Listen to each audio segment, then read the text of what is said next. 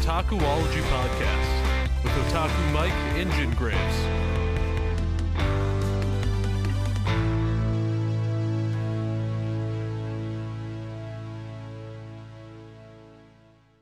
Hello and welcome to another episode of the Otakuology podcast. I'm your host, Otaku Mike. With me, as always, is my heterosexual life partner / co-host, Jin. How's it going What's today, up, buddy? guys? Pretty doing good. Doing I good. totally thought you were going to enter with names from the manga, so you were going to be the Santa Claus guy, and I was going to be the wild-haired voodoo master. Oh, yeah, he actually has a name. It's like Antonio. They don't, That's a they stupid name. It's not as cool as the other guys. and I was looking in the back of the book, and they don't even he's like, we don't introduce his actual name in the book, so I'm just gonna introduce it here. And I'm like, oh Oh my wow. god.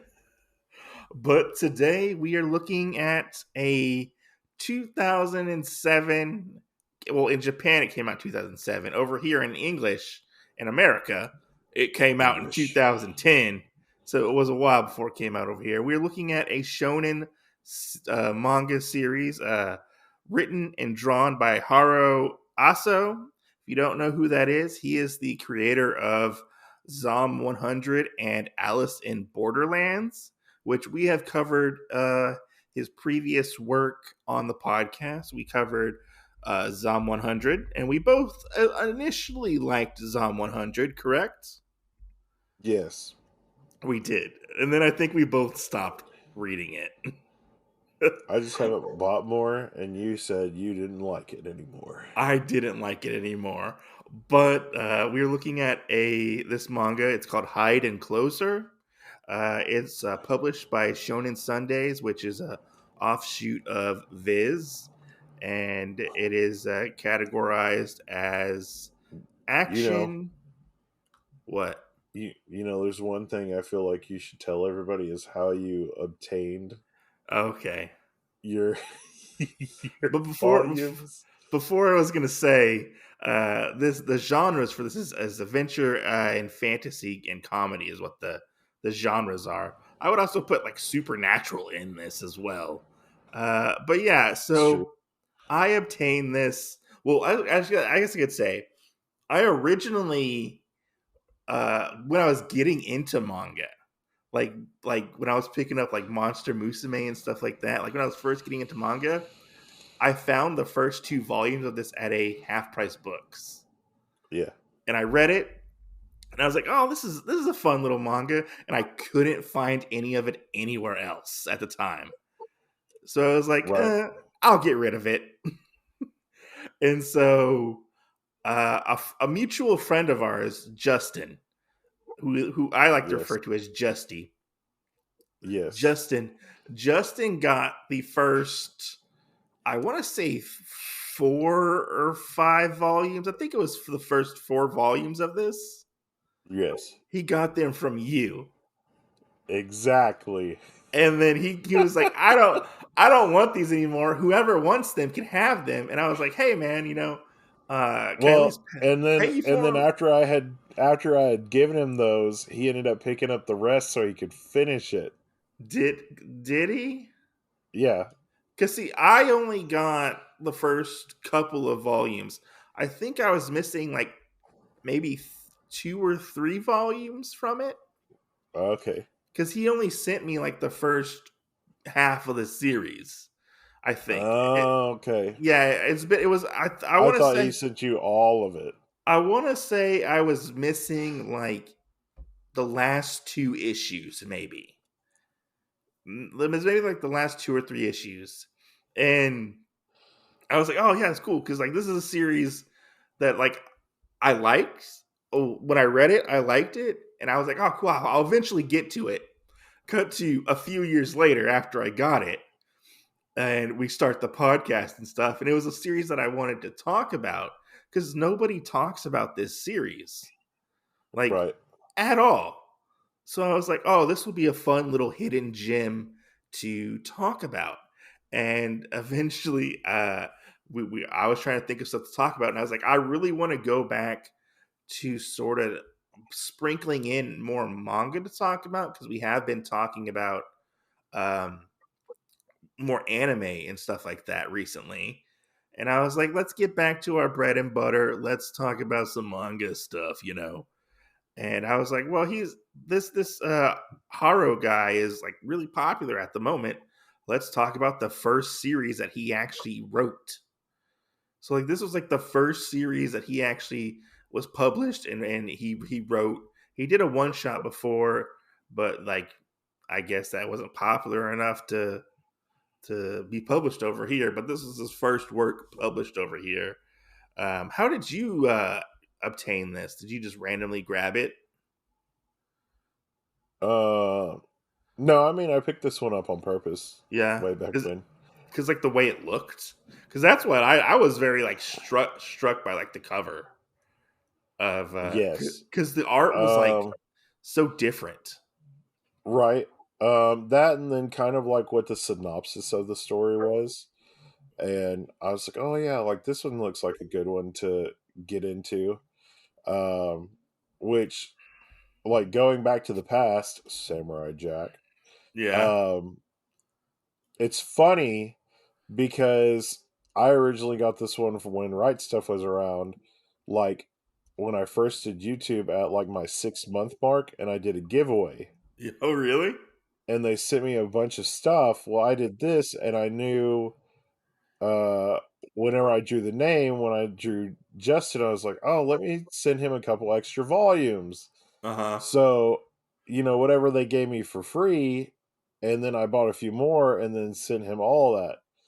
And so I just think it's funny. I feel like I'm tickled pink about it that uh I sent it to him, but then my friend that I made like over a year later, you ended up getting it from him, and it's like, oh man, maybe it was always supposed to like, end up with you at some point, like in the Maybe. universe.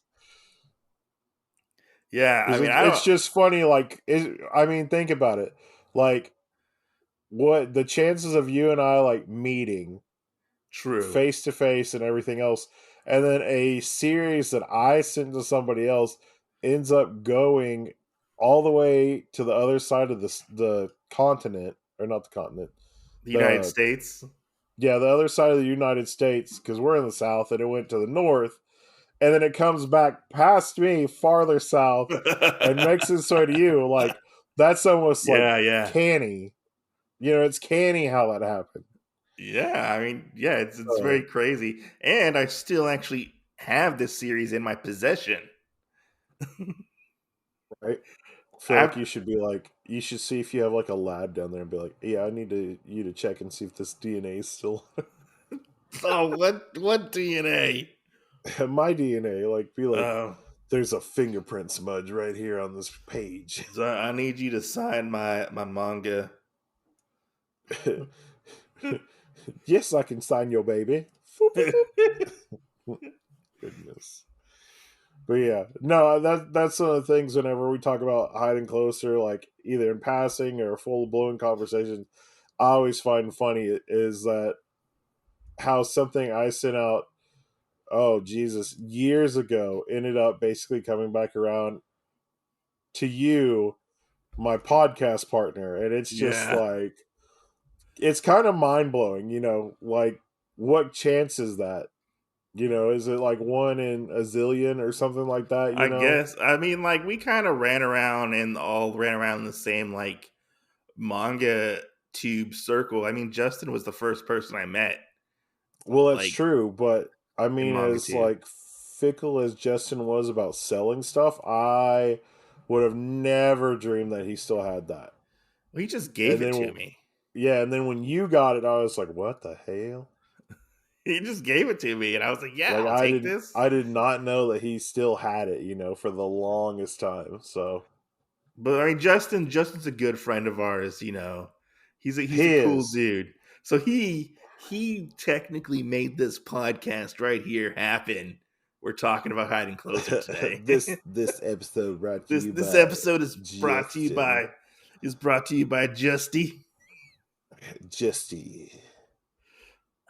But yeah, I mean, I yeah, feel like let's we could have went down the AKA, AKA AKA first time reading manga, AKA Justy Hook, AKA Amaskio AKA Starwing and Hawking, AKA I don't know what it was before that, so I don't know. he's now just me plus manga is what his channel is now.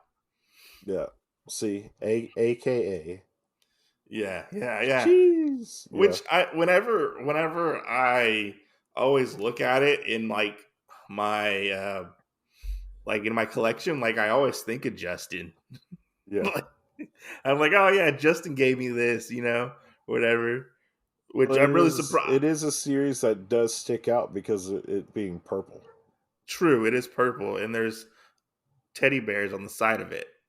That's true. Which one touch I really do like in each consecutive volume.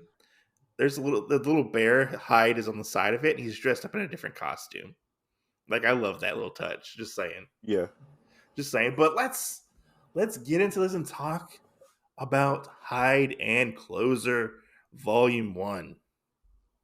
I think is it Closer or Closer? Closer. Closer? I kept saying Closer. Closer. He's closing the deal. So our story starts out with basically the explanation of sorcery and stuff like that, and how sorcery is like this forbidden art. And, at times, it could heal incredible illnesses. It can also inflict death on anybody. And we see these weird like sorcerers, and they're all like looking for this person who is going to take over the Sorcerer King's powers. Like they're trying to find that person, and they're looking for him in the United States Right. and Romania. They're looking for him and Haiti, and they're like, all, the power will be mine. We see all these different, I don't want to say factions, but like cultures of different sorcerers, which That's is really true. cool to see.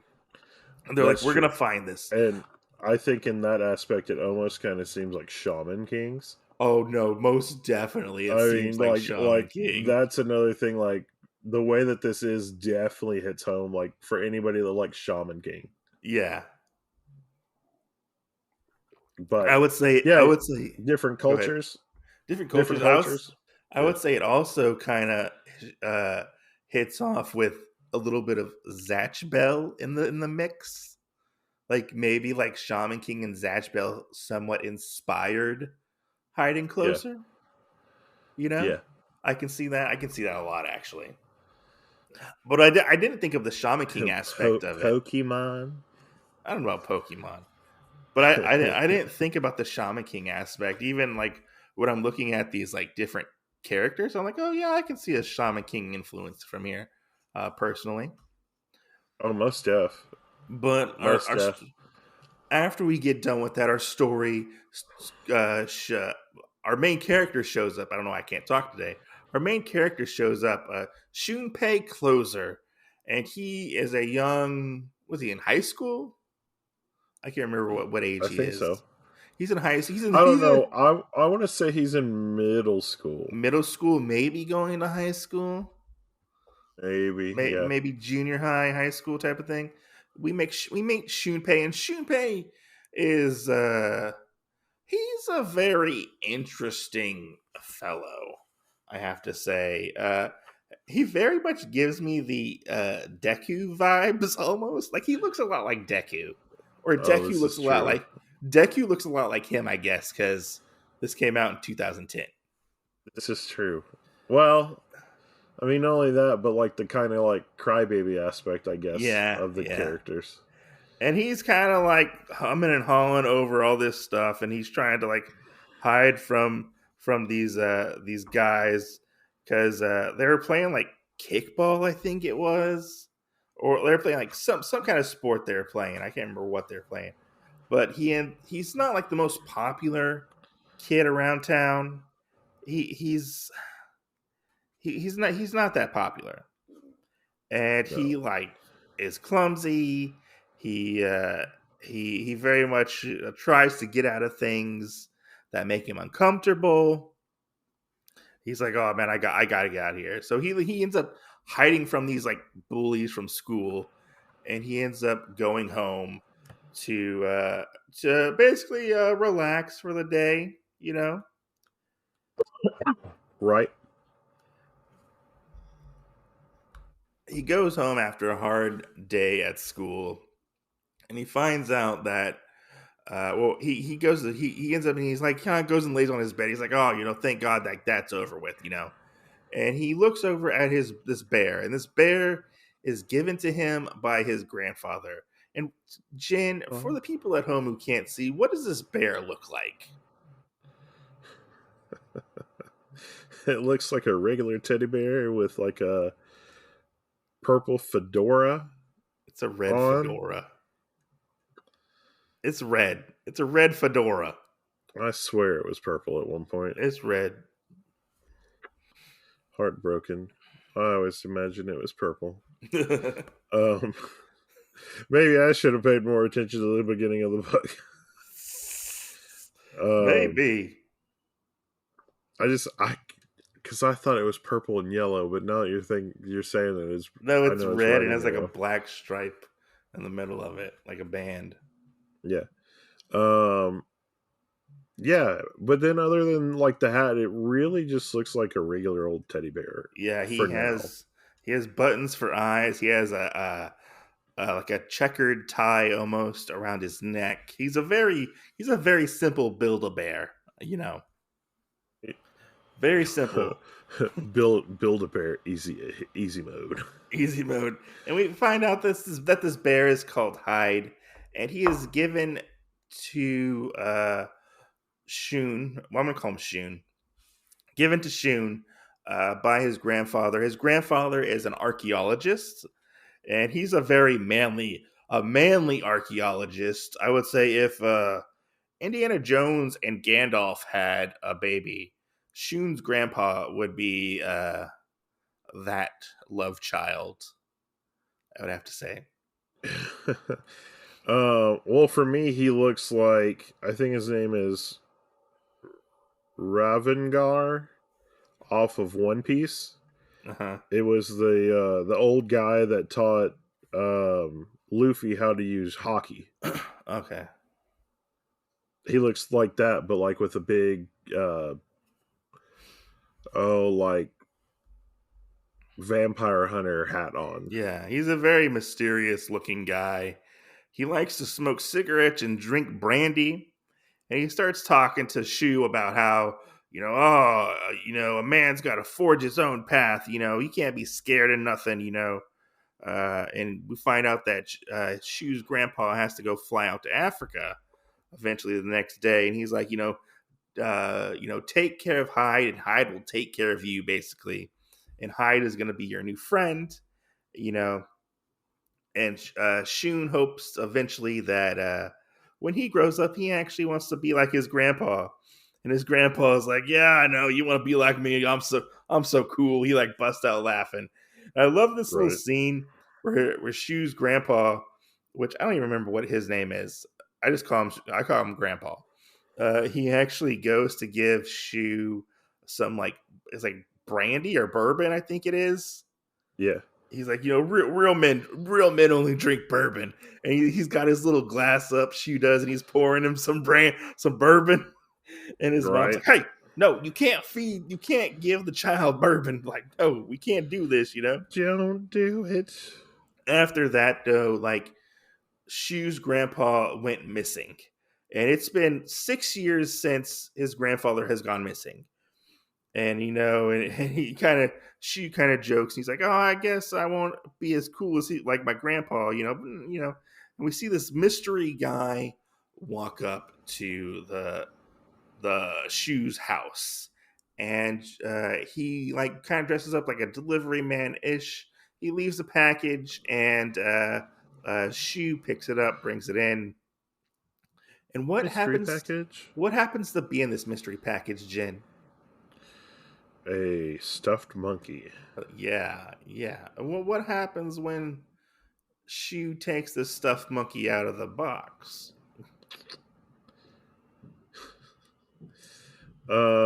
Nothing really. It's just kind of there for a couple seconds, Uh-huh. and then ends up going off the rails as like a uh creature of destruction. Very much a creature of destruction, I have to say. And so this monkey starts to like come He's out alive. for Like he's out for blood. he is out for blood. He comes alive. He starts to talk, and he's like, I'm gonna get you your so and so's grandchild. You have inherited the power of the sorcerer king. Is That's what everybody's looking for, is the power of the sorcerer king. And because Shu is related to his grandfather, the power of the sorcerer king transfers to Shu. And the only way to get the power of the sorcerer king is to basically rip out somebody's heart and eat it. So, Right. which is, I don't really know if I want that to happen to me. If I was in Shu's position, I would probably do what he does in this particular manga. How would you know if you were in Shu's position? Well, I mean, I would figure, if a giant stuffed animal came to attack me, I would probably run away like a little bitch. that would be your thing. You're like, oh shit, I've read enough manga in my life. Some asshole came to get me. I gotta be like part of the Closer family. Yeah, yeah. I feel like this manga kind of has a little bit of toy soldier vibes to it, if you remember that. Or Small Soldiers. Do you remember Small Yeah, Soldiers? yeah. Yeah. Oh yeah, I agree. But yeah, I so agree. It does. this monkey comes alive and he starts brandishing all these different like knives and stuff, and he starts trying to kill Shiu. And Shu's like, "Oh my god, like what's happening? What are you talking about? Sorcery? I don't know what this sorcery is." And we get this really intense scene. Like it almost turns into like a horror movie in a sense, where Shu is running away from the killer, like very Right. much like this little like, I don't even know Like if he's like Chucky. almost like Chucky. He's like maybe like 12 inches, maybe like a foot tall, running around brandishing like a butcher knife, and he ends up like Yeah, getting just a plush monkey. and he's just a plush monkey, and he ends up getting control of like all the knives and stuff in the the house, which I guess that's his power, because I know like each of them have like each of the different people have their own little powers. And Yes, yes. this is where we get introduced to the second main character in this manga is Hyde the bear. Hyde the bear finally wakes up, springs into action, and he's like, "Don't worry, I got this. I got this." And Yeah. he basically sucker punches this monkey, and the monkey goes flying. And we see Hyde, he has like these like knives like stuck into his arm. And this is one thing I really like about the manga, like the artwork, is like Yeah. the mangaka, he doesn't pull any punches when it comes to like showing violence to like stuffed animals. Yeah. It's Well, and he very, probably didn't have to because yeah. there's not any blood. He like shows them like getting cut up or decapitated and stuff, but he does it in such a really good way, like in such an effective way. Like I'm like, ooh man, like that's gotta like hurt, It's gonna you take know. out my stuffing. Let's take out my stuffing and whatnot. And like Hyde even has like some stitching and stuff around his body, so he's probably been through it a little bit. And Hyde likes the finer things in life. He likes his chocolate cigars, and he likes his honey. Like obviously, Honey in a mug. he puts his honey in like a little like glass, and he like drinks it like Yeah, brandy almost, or bourbon. in a high roller glass. Yeah. Yeah, yeah. And what this surprises Shu, and Shu does what he does best. He runs and cries like a little bitch, and he runs away. I think I would run away too in this predicament if I was put in this position. I would have been like, "What the fuck is going on here?" Right. Like, I don't know what's going on here. Watched The Bride of Chucky too many times to know this shit's going bad. Exactly. You know, and Hyde's like, "Yeah, I got this. I'm gonna take him on." And he's like, "But I need your help first. I need your help, Shu. Right. You I have the can't sword. reach it. I can't reach it. You have the power to help me." And Shu's like, I'm out of here." And he's like, "I need you to unzip my zipper." Right. And he has this zipper on his back, and he can't reach it. And he has his little stubby bear arms. He's like, I can't reach it. I need your help." And this is where Can't like reach shit. we get this really intense fight between the monkey and Hyde, which I really like. I really like. It's very the action is drawn in a very dynamic way, and Yes. it's very much your typical shonen, but it's not your typical shonen. If you get what I'm saying. It's your atypical shonen. Atypical shonen, yeah. But Shu finally comes back. He's like, "No, I can't do this. I can't keep crying and running away and whatnot. I gotta help." And he goes to find Hyde, and as Hyde is in this very intense fight with the monkey guy, and he basically unzips Hyde's back and pulls out a giant chainsaw called Texas Chainsaw. Yep. A And giant demonic chainsaw. it is a demonic chainsaw, and he gives it to Hyde, and Hyde basically goes to town, and this is Hyde's weapon is a chainsaw. Weapon of choice. Yeah. Which I have to say, I really love that aspect of this because um, everybody else seems like they have like magic powers and stuff, and then like Yeah. Hyde's is, oh no, it's a chainsaw, and It's you're chainsaw. like, what in the world? What in the world is going on? Right. And then we find out more about the types of magic that they're using. They're basically putting cursed objects into these like dolls or stuffed animals, and the only way to basically kill one of these beings, these new magical beings, is to destroy the cursed object. Like you can cut them and decapitate them all you want, but they'll still be alive and they'll still come for you. And that's where we find out, somebody is actually controlling this monkey, and it's the guy who dropped off the box, and which I found that was really interesting, having the cursed object Yeah. scenario. And it when the fight is actually over, we find out that if the curse, whoever put the curse on to uh, the object, the curse ends up going back and affecting the person who put the curse on the object, Right. which is a really interesting to think about. Like, what kind of curse did you put on this object, and like, does it kill you? Like, or Right. do you just get like See, and really it's bad like athlete's foot or something? Like right. See, and that's one of the things that I don't feel like is ever really fully explained. Like the curse that comes back, you would think it would be tied into the power, but it never seems like it is. You know what I'm saying? yeah, You'd yeah, think it would like involve like maybe like what's it called, like 1,000 cuts, or something yeah. like that, like Like, with the knives. does it actually like kill the person?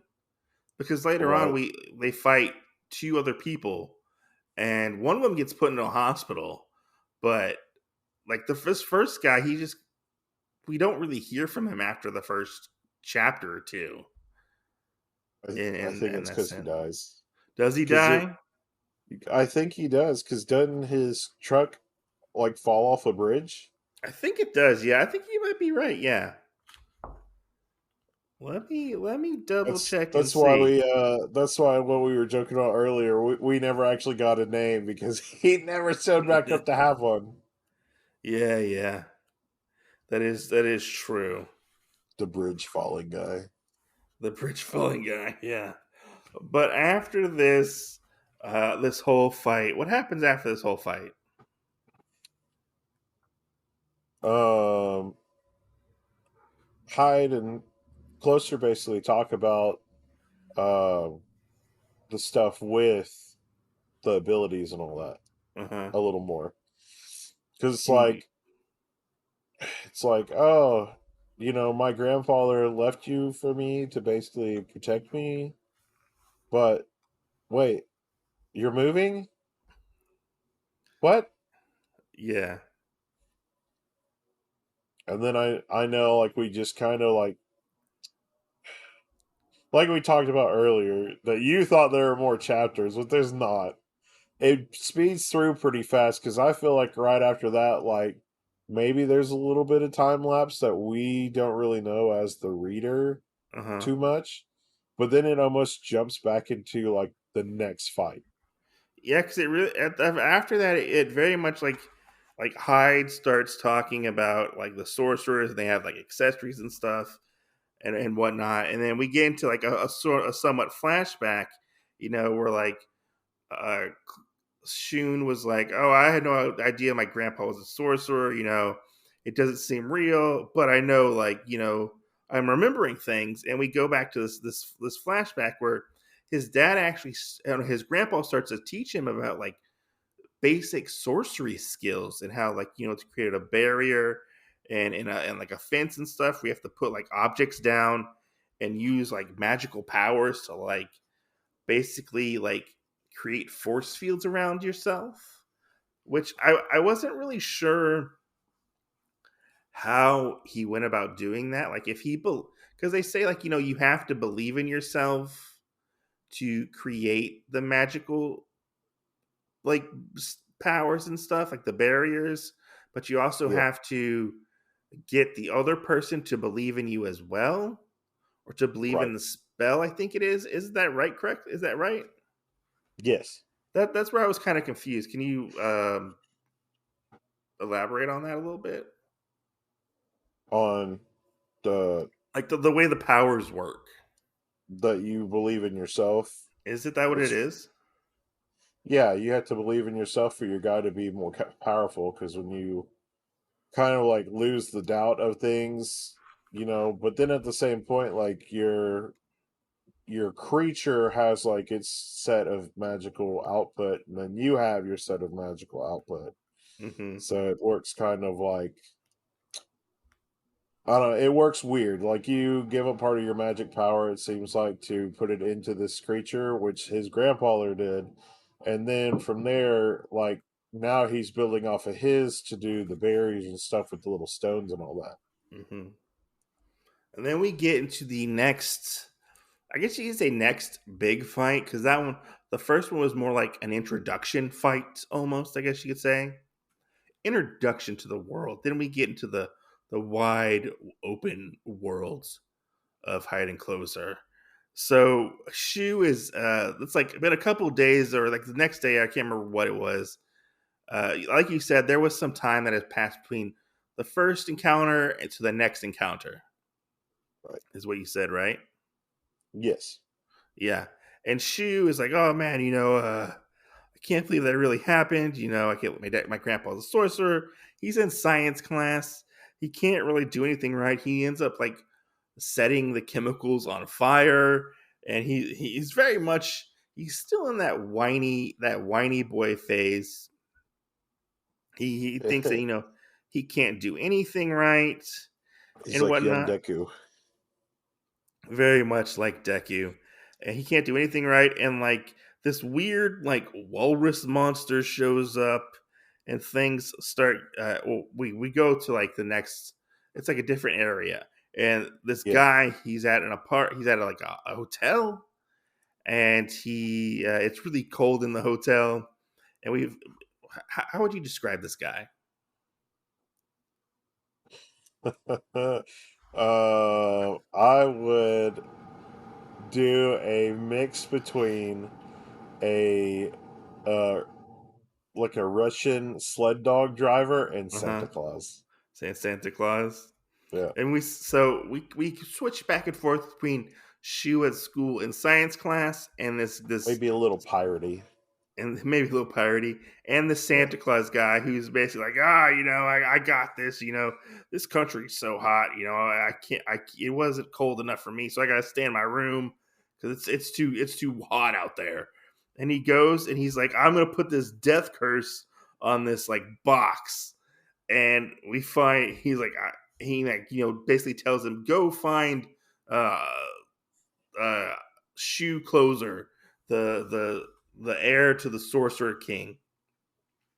And so they send this box to go find him, and we see the aftermath of what happened with Shu at school. Yeah. All of the kids are making fun of him. They're like, hey, Don't you think it's kind of funny seeing some of the people and like what they pick as like their like minion guy, I guess? I do, and I feel like they kind of, I don't want to say sort of fit like the person in a Yeah. sense. Like this one's very themed. This next one coming up is very themed after um after like the Christmas theme, I guess Yeah. I would say, and basically Shu is left to clean up the room because he made a big old mess. He can't do anything right. He did bring Hyde with him though, to school. Right. He brought What Hyde with happens? him. What happens next, Jin? Then shit gets real, because then you have this little box that opens up and reveals. A fucked up I jack. just, A fucked up yeah, Jack in a I Box. just got the thing is it just like I had pop in my head like the stupidest thing. I was like, it reminds me how we were talking about how like childish he is. It reminded me of like Buddy the Elf, where he's doing the little crank, and then he's like trying to like make sure it doesn't come out of the box and go. And I was like, yeah, what if Buddy Elf had to go against like one of these? Go against what exactly? This Jack in the Box, demonic, Hellraiser, I guess, Jack in the Box. Yeah. Yeah, it is. It Because is a very much a demonic Jack in a Box, and just pops out, and he's like, "Are you happy, you dumb kid?" right, He's like, "I'm Hara Wata Sky. Hara Wata Sky is what his name is, and he is a cursed toy, and he loves eating what's inside of humans. So he's a I don't. He's not a cannibal. He's a carnivore Jack in a uh, Box. I don't know if he's, I guess, a carnivorous, maybe. Carnivorous Jack in a Box. Is it? So correct me if I'm wrong. Like, because I'm kind of confused a little bit. Yeah, Um, do the toys have to eat the heart, or do the people controlling the toys eat the heart? I think they work in conjunction together. Uh huh. Like, if the toy eats the heart, then like the power goes through the toy into the person. Uh huh. Um, I think that's how it works. Because I don't think that the person actually has to eat the heart. Because you always keep hearing like all of these other like beings, the little toys and stuff like basically say shit like that, like Mm-hmm. oh, I'm gonna eat your heart, or I'm gonna take your essence, or I'm gonna do something like that. Like that seems like that's the rolling theme of a lot of stuff with this. I just noticed like what the Jack in a Box fights with. He has like a pickaxe thing and Yeah. like a pair of like tongs almost. I don't, they're not actually called tongs, but like clamps. I think it is what he has. Like metal clamps. Yeah. It See, I kind of thought it was almost like hiking gear. kind of looks like hiking gear almost a little bit. Like the little things that you put on your ropes, like if you're Yeah. like climbing. I thought Yeah. it was um kind of like that, but Mm-hmm. I don't know. I guess we have to look at the origin of the guy and like what exactly He is. they would use part of this stuff Yeah. from. Yeah. Because I don't really see him climbing a mountain anytime soon. Most definitely.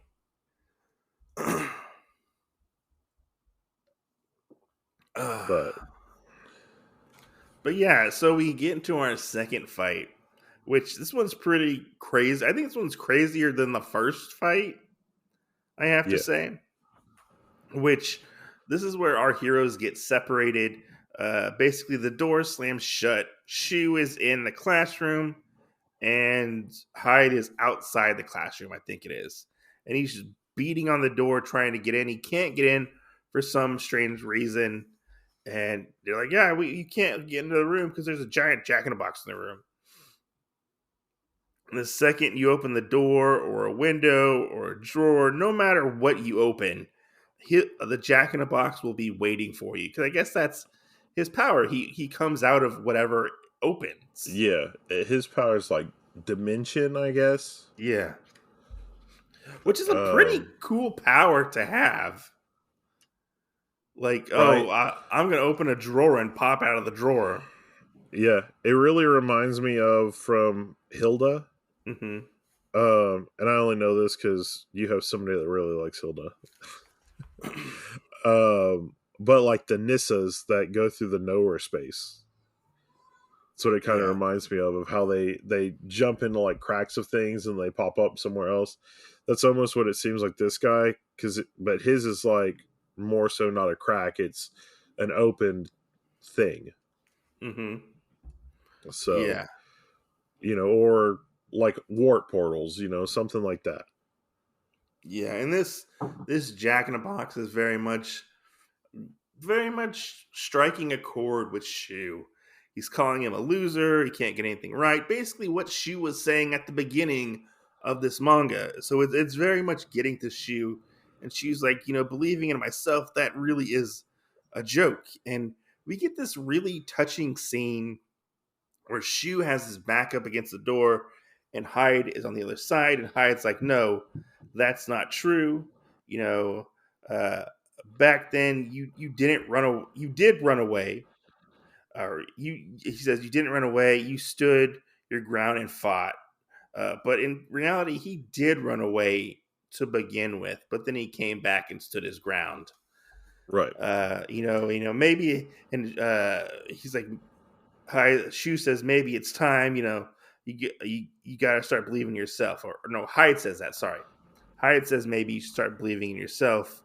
And we get this really touching scene where, like, yeah, and they're like, we got to believe in each other, basically. And I like this scene because it's very much like two friends coming together and like working together in a sense. Like Yes. we're working together to like take on like the common Like enemy. Kyo and Zechbel. Kind of, yeah, like Kyo and Zatchbell, yeah. Like Yo and Amidamaru. Yeah. You're like, so naming off all these things. I Stop know what I'm naming all these talking things. about. But yeah, and we get this really, really touching scene, and Shu wipes away the tears, and he starts to like, he actually puts up a barrier, and I like the way the barrier, his barrier in particular, is used, where it looks like pieces of stuff are coming together to form his barrier.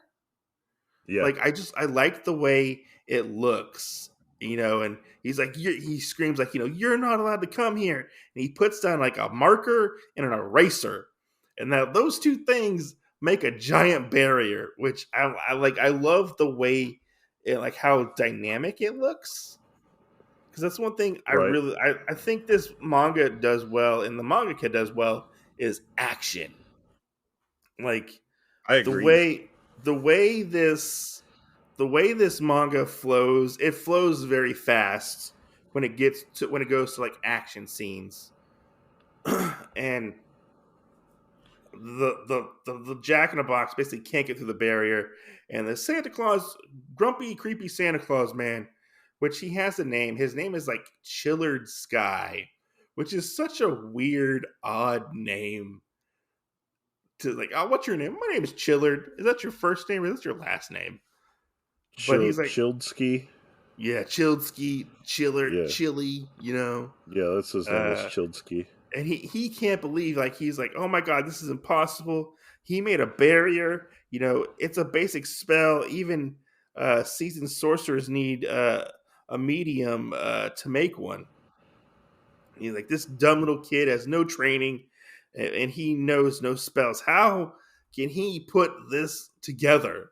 He's kind of like baffled at it. And then as uh the Santa Claus guy, Chillard, he is distracted and from controlling the his Jack in the Box. Hyde actually comes in and starts walloping on this Jack in the Box, which I love this scene where Hyde comes in and he's very much like, okay, the big guns are coming in now.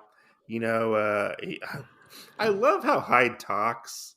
I feel like he talks like a 1930s like gangster or 40s gangster. I can see that. He's like, you lousy bum, caught me off guard. I'm losing my touch.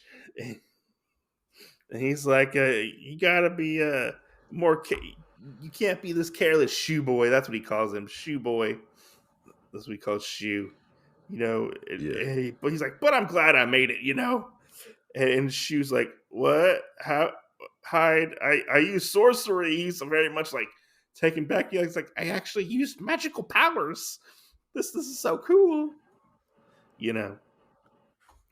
then we get into the big part where they pull out the Texas chainsaw, but they can't find like the Jack in a Box guy. He kind of like he can't get through the barrier, so he decides that he's actually going to go above the barrier and try to get Shoe, which is a very interesting tactic. He pops out of the ceiling tile, Yeah. which I wasn't expecting at all.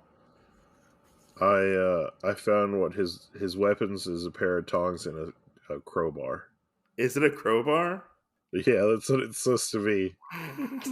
That's so weird. Like, why a pair of tongs and a crowbar?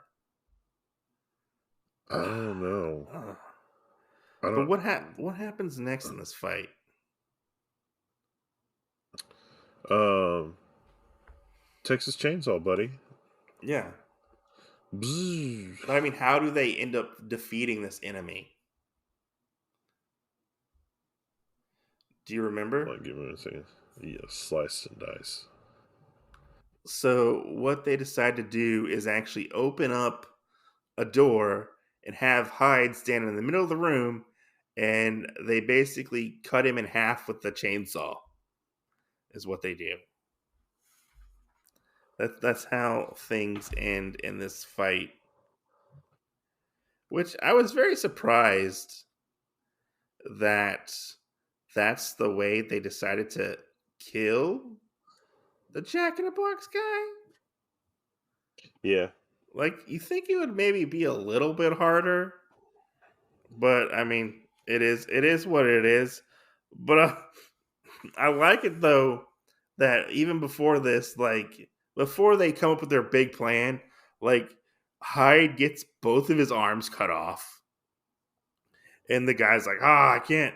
You can't do anything. You got no hands, Lieutenant Dan. Lieutenant Dan don't got no legs. See, one of the things that throws me off on part of that, with just part of that other stuff like that, is the fact of how many of these fights actually take place at his school. Yeah, that is so weird. I think Because they you're like, all both the two later fights in this both take place at his school, yeah, but the first one took place at his house. I guess because he's always at school, he's gonna fight at school. Does this take place all in school? Oh, that's weird if it does. I don't think so. I think different fights take place in different areas. Yeah, but I like this. But I like. we find out Go about the ahead. six and stuff from Yeah, Childsky. but I love the end of this fight where he's basically like, shut up. He tells the Jaguars to shut up with your stupid speech, and he's like, I'm gonna kill you anyways. And he gets like this big like dark aura around him. Hyde does, and he ends up being able to pick up his chainsaw even though he has no arms, which Use the I'm very ghost surprised. hands. Yeah, but they end up defeating him in our gruesome fashion, just like the beginning fight with the monkey. He cuts him in half, destroying the cursed object, and then, like you said, he ends up talk going about the six. You want to talk about this section about the six? Yeah. Yeah, Um. I was trying to find a list of names. it doesn't have a list of names if I remember correctly. I know. I was looking it up.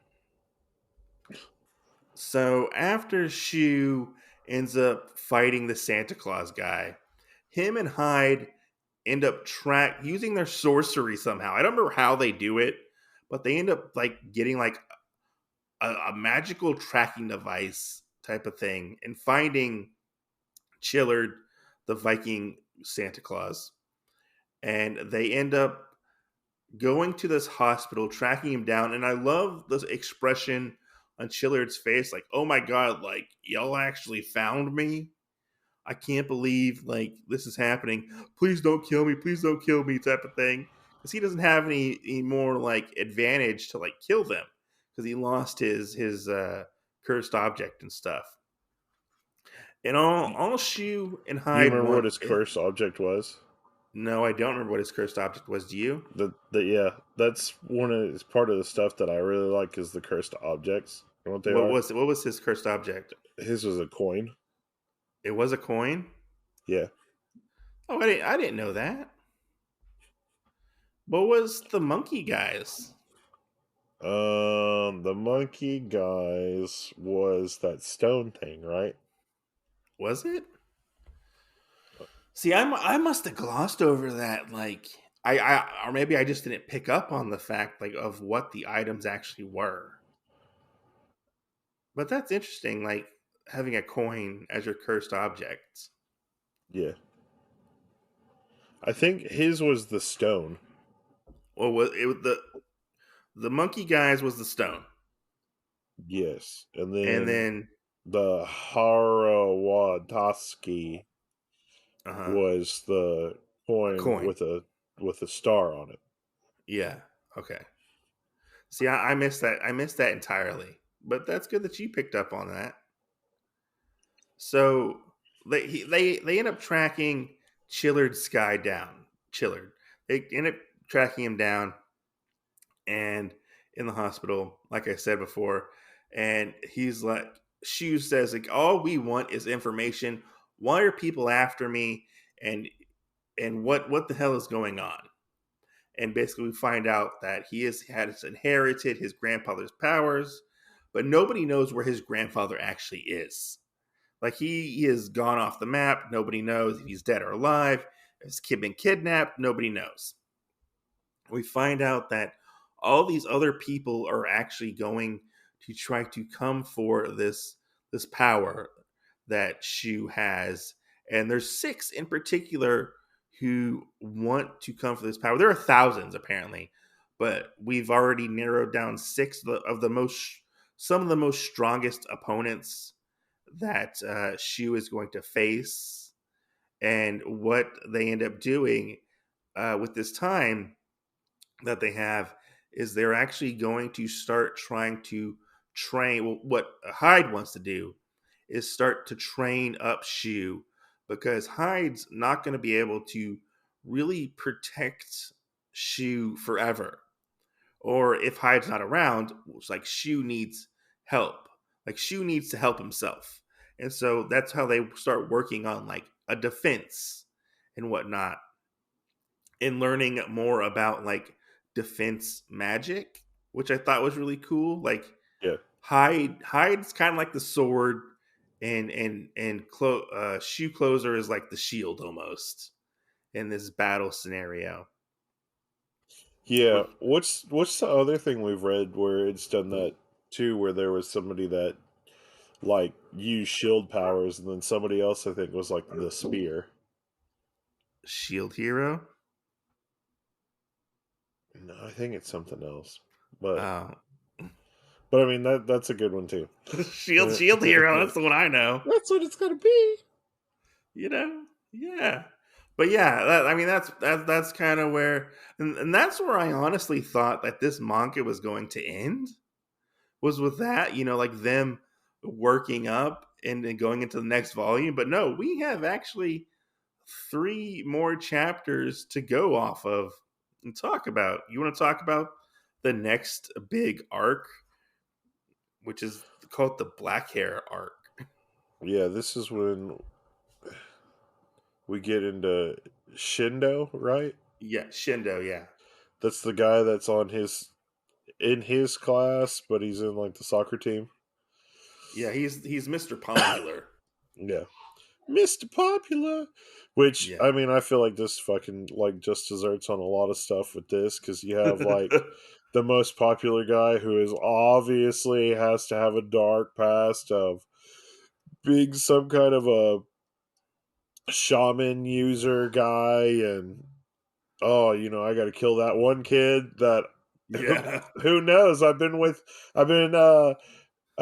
him like all year for school. But oh, we're just meeting him now, but we're Yeah, we're in the we're in the same grade. yeah. So and then he has a little. I want to say it's called a Kamakuri doll or something like that. Um, It's a very like traditional like Japanese doll, I think, yeah, right? yeah, and it actually it is. It's called Tomiko, hmm and its power is using its hair as a weapon. Which Which when I first read this, I didn't know it was hair at first. did you think it was thread or something? I thought it was maybe thread, or like at first I thought it was like just like almost like shadows, kind of like Shikamaru. You Yeah. know how like Shikamaru can control shadows? That's what I thought it was at first. Then halfway through the volume, I was like, oh wait, this is hair. It's got like a Right. Medusa type of like thing going on. Yeah. Well, and I think this is our first time too where we find somebody that's actually like different. Yeah. Um, cause I mean, you can tell like Shindo has probably practiced at a lot of this for a long time. Cause I mean, his fighting stuff is totally different than the other two guys. Because for Childsky and what was the other guy's name with the monkey? Monk and Antonio, I think his name was. Yeah. And Antonio, like as far as we know, like in that they like weren't like in the battlefield with their Yeah. creature. Which they do say that if you were in the battlefield with like your other, I don't know what they called it, like stuffed animal or Yeah. doll, like you're at they're at the the the the thing is actually a lot stronger than it would be if you were like away from it, Yeah. which I thought was really cool, which gave me really big Zatch Bell vibes at this point. Suck here. Um Yeah. yeah. And I mean, when you got an unhealthy obsession with a doll. Oh my god, it was so unhealthy. So, oh my god, like, which we you can get into it. We can talk about it. He ends up showing up in the middle of the day and catches Shoe and Hyde off guard, and we get into like his backstory into like why he wants the sorcerer powers, Yeah. like the sorcerer king powers. Do you want to talk about that? Yeah, because didn't he have like a friend when he was younger? named Tomiko that was the same, kind I of looked think the so. same thing as the doll? He had a friend or something, and the friend ended up moving away. And Shindo comes from like a really And then, wealthy like family, yeah, and his dad is like very much like ruthless and power hungry, and he's like, "Oh, you don't need those people. Those people he had a were useless." he had then You know, he got an unhealthy obsession. yeah, he ends up getting this doll, and he ends up I think his mom, is it his mom ends up teaching him sorcery? Yes, I Because believe his so. dad doesn't want him to do sorcery, I think it was. Yeah, but and then Tomiko is kind of, even though he's popular, it almost seems like Tomiko is like his only friend in the world as well. Yeah. Very much Um, so, yeah. so and then we get the really weird, creepy vibes of Shindo would really like Tomiko to be a real boy, you know. Yeah. Um, Which I was like, when we got to that part where like Shindo wants the powers to make Tamiko like a real person, yeah, I was like, why not just go get a real doll or just a real girlfriend? You know? We can solve this problem right here, you know? Like he's obviously popular enough and the girls like him, but like is it yeah, like he seems to have such a like a strong bond with this doll, or because you know the doll was with him through all the thick and thin, through all the hard stuff with his dad.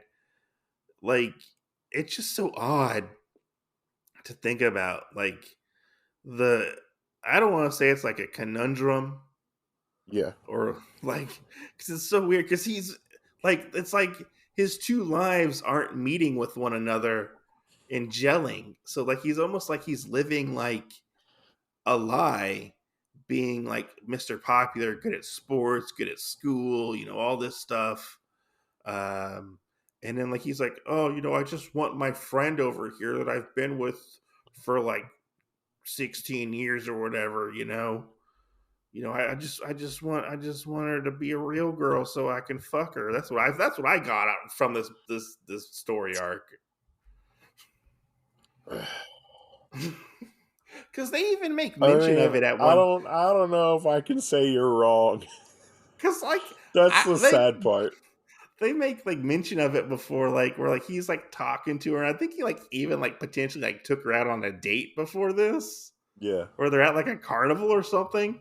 And like people are looking at him like, oh man, that guy is weird. You know, don't be like that that weird guy's guy got over some there. little kind of doll thing. What the hell? He's got a doll and they're like eating food or something, which, you know, people do that in real life. I've watched My Strange Addiction. I know what I'm talking about, you know. That's But my yeah, strange addiction. but yeah, it was so weird to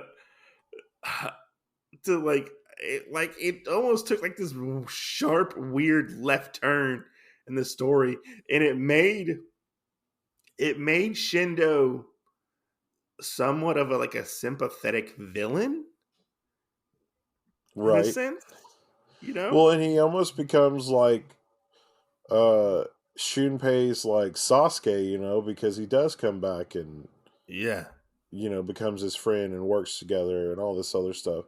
Which to me like is almost kind of weird because like out of all that you feel like he's got this thing of like eternal love for no matter what, that, you know, Tomiko, he's going to make her into a real girl so that they can get married and do all this other stuff.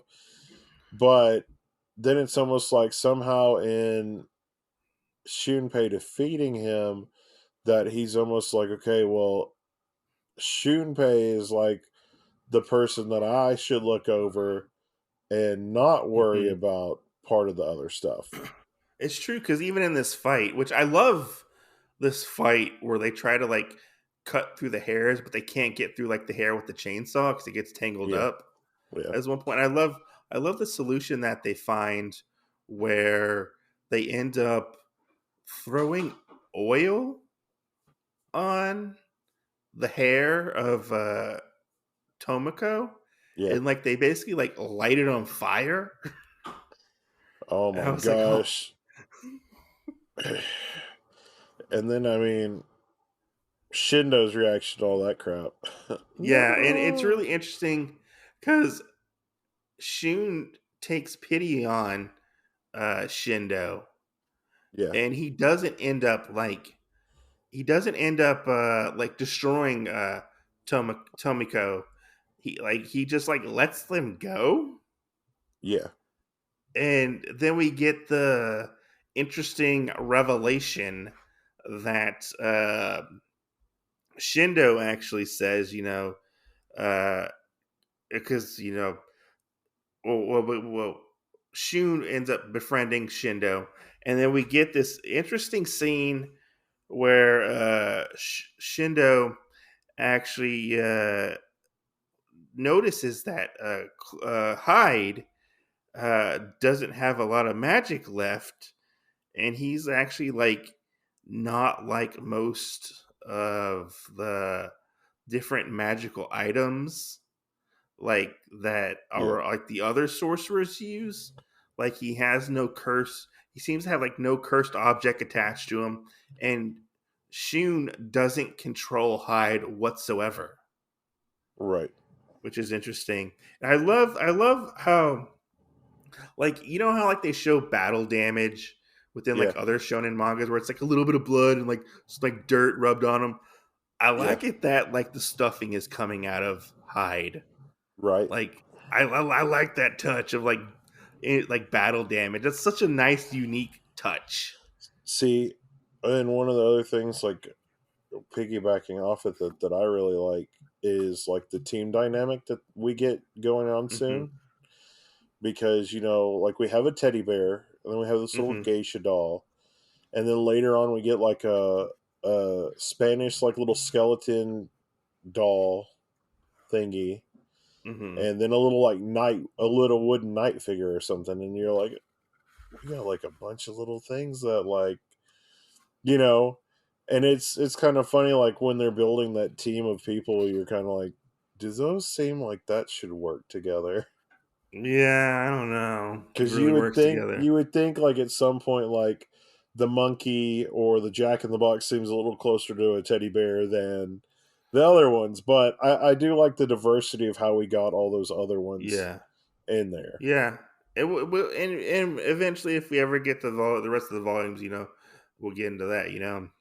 Yeah. But I do like how it leaves off with like a little bit of mystery to where oh, like what could happen to Hyde, and like or what's going to happen to Hyde. Is Hyde going to be around for this entire book, this entire series? um why doesn't he have like as much magic as he should? What's going to happen if he loses his magic? Is he going to die? Right. Which it leaves you with that like wanting more. And I feel like this first volume, even Well, though and what's going to come next? yeah, and what's going to come next, it leaves you on a really big cliffhanger, I feel like. And I feel like that this volume left me with wanting more, and obviously I'm going to read the rest of it eventually. But I think it flowed very nicely from each battle to battle, and it got us into this world. I left me with a bunch of questions that I feel like will get answered soon. But it does what a first volume does to me. I feel like it hooked me, Get you and like invested. it got me invested in a story.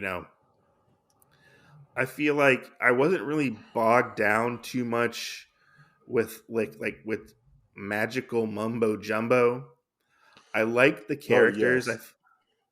I like the characters. I felt like they were all fun and unique. The character design was like off the wall crazy sometimes.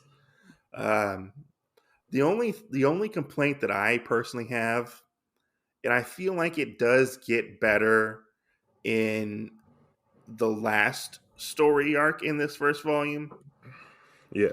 is the beginning where Shu basically acts like a blubbering baby Yeah. and like a scaredy cat. Like, but I like I don't like that fact that he's like a blubbering baby.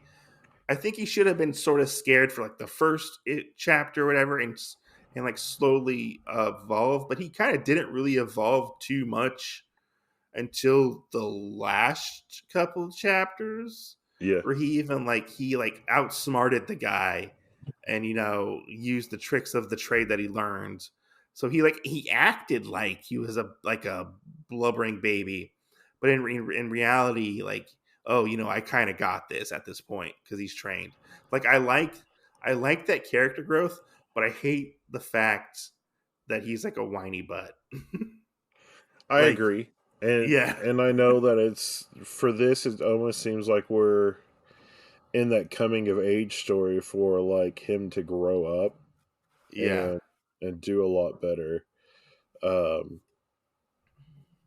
just because like a bunch of this stuff. Um yeah.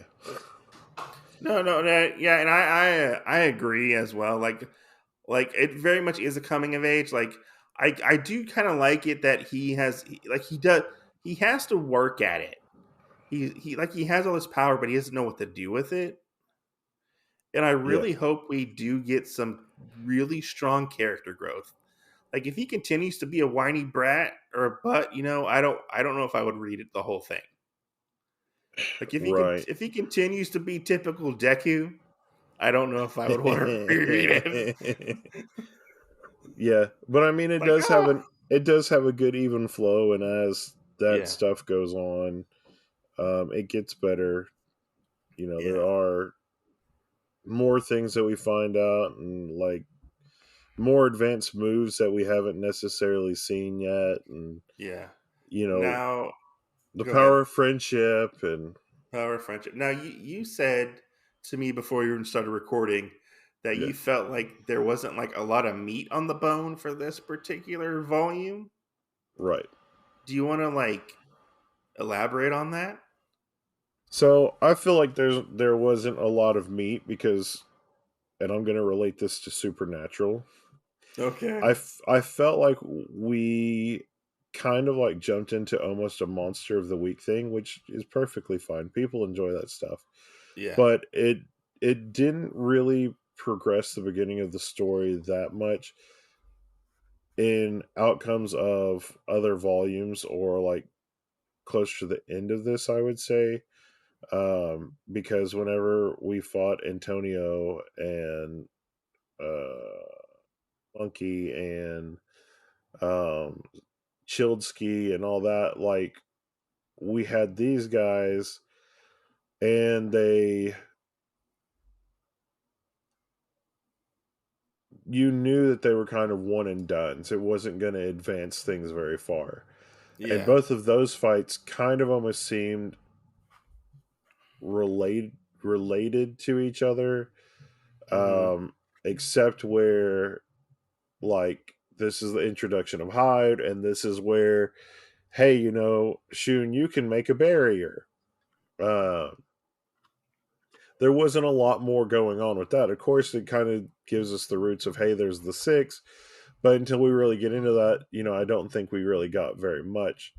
Shindo really is, I feel like, the biggest piece of Mm-hmm. that we get with part of that. We get his story, but of course, I feel like that leaves us wanting more to get into another one because we don't necessarily get a lot of the story for that, because they kind of just lick their wounds and walk away from stuff Yeah. with No, that I one. can see that. Um, and like I said, the big protagonist that's in this, we haven't even seen him yet, Yeah. which I mean, I guess is a good thing for the first volume, but I feel like not a lot of stuff kicks off until we see that guy. Until we possibly get to volume 2. Right. Yeah.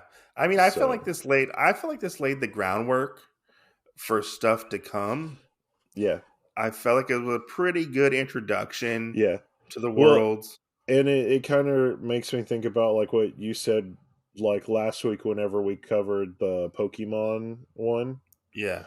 and how like the first episode was just kind of but then as you go through the rest of the episodes, like it gets better, So I kind of felt like, in a way, Hiding Closer is kind of like that first episode of Pokemon Connoisseurs, or whatever it was called, Concierge. Concierge. Yeah, because of things like that. It's laying the groundwork, but I don't really feel like in the milestone of what we've covered that we've went very far. No, yeah, I will agree with you on that. Like I don't feel like we went very far, but I Yeah, feel like this could build up to something pretty good in a fun like shonen jump battle shonen way. yeah, Like I could see this like potentially taking routes maybe kind of like yeah, Yu Yu Hakusho almost did, like Yu Yu Hakusho started off kind of slow and then it grew like every little arc it grew a little bit more type of thing. right. That's how I personally feel.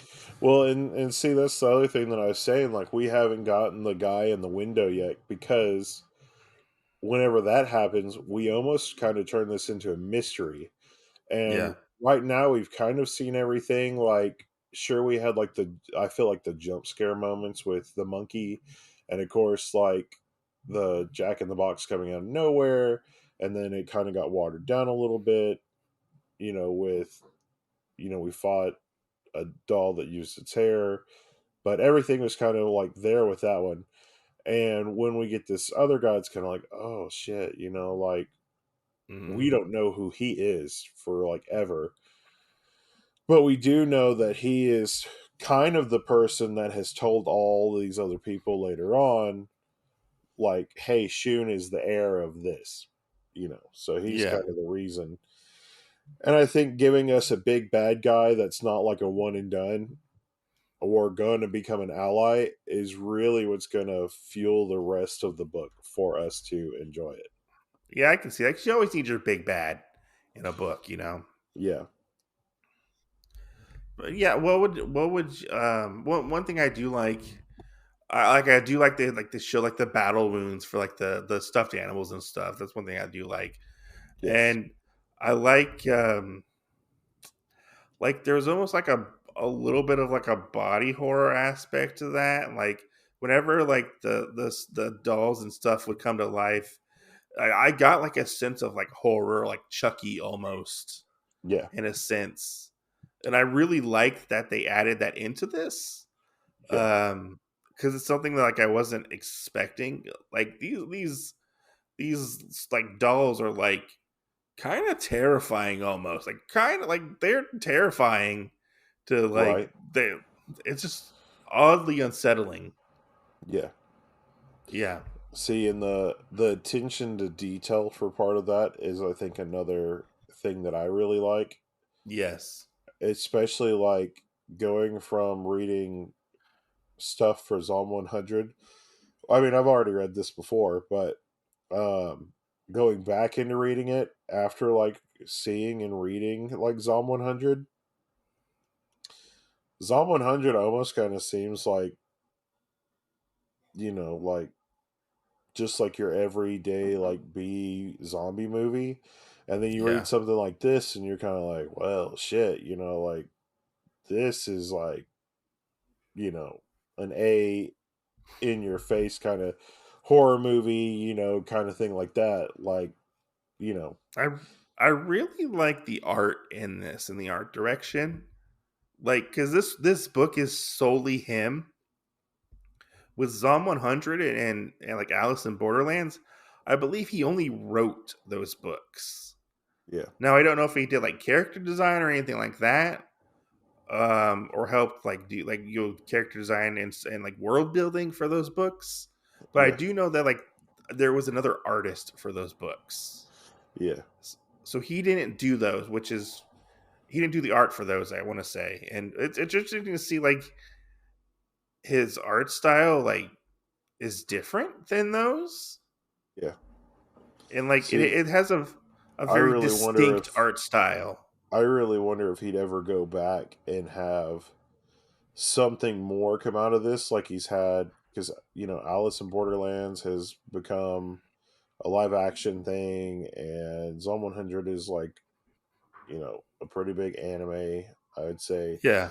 But would he ever go back and say, "Hey, let's do like a live action Hyde Closer, or let's do this or that," you know? Yeah. And going off of like what we've talked about, we've seen some pretty shitty live actions. So, Yeah, I and feel like like this would be a really fun one to watch. this series is like readily available. Like you can get it on like the Viz app Yeah, and stuff, and like Shonen Jump app. It's on there, even though it's published by Shonen Sunday. You know, you can still buy new volumes of this series. Like it's not hard to find at all. right. I think I ended up picking up like all the other volumes for pretty cheap, Yeah. and like it's. I wish people knew more about Hyde Closer because I really, really do feel like it's like a real like hidden gem when it comes to manga. Well, I mean, And when it comes to when at it this comes to point, like shonen, physical copies are probably going to be somebody's white whale because they're going to be hard to find. maybe who knows? Uh, but like I would say it's a hidden gem for shonen battle manga because everybody talks about like the big ones, Yeah. but nobody really talks about anything else unless it's like super popular. Right. I do hope this gets more light shined on it because of Psalm 100 and Alice in Borderlands. Like maybe they'll So go back because of the Otakuology because podcast. of the Otakuology podcast. But like Yeah. he's done like two other, I think he's done like a one shot and like another series, Yeah. and like those haven't even come out over here. Yeah. So it's interesting to see like and he hasn't even done that much work either. Yeah. It's only been a few series over the past couple years. But yeah, what would do you have any final thoughts? What would you rate this book? I would probably give this one at the current moment maybe like somewhere between like a 3.5 and a 4. I would give it a solid 4, Yeah. personally. Like Yeah. I really enjoyed it, even though like I'm not your typical shonen fan, Yeah. and I'm not really a huge fan of like battle shonen. Right. The only real battle shonen that I actually really like is Yu Yu Hakusho. Yeah. But this one, it subverted my expectations. I really did enjoy it. It's fun, it's creative.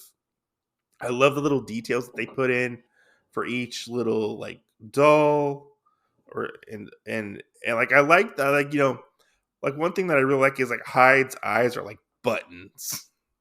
And like how to see like Very like Coraline-ish. what? Very Coraline-ish. Very Coralinis, yes, very Coralinis, and like I like the way that they work together, like this like a almost like a buddy cop type of situation. Um, it's fun. It's a fun read. I recommend it. I think people will be pleasantly surprised when they read it Yeah. and how like different it is to your typical shonen. Like it still has all those shonen tropes and elements to it when it comes to battle stuff. I'm really hoping we don't get like the shonen power creep Yeah. in late when I read like later volumes and stuff. But I mean, it's fun. It's a fun read. I recommend it, and yeah, definitely check it out. Yeah. I have to say, but Yeah. yeah, so I'm gonna say, Yeah. so I just want to say thank you for watching. It's been a fun. I really enjoyed talking about manga again. It was fun to get back into that. That little mindset to talk about manga. But yeah, we'll catch you guys on the next episode. Make sure to rate and review the podcast, share the podcast, tell your friends. If you want us to review something, let us know and we'll try to review it for the podcast. And reach out to us on our Instagram, Otakuology Podcast. And we'll see you guys next Tuesday. See you next Tuesday.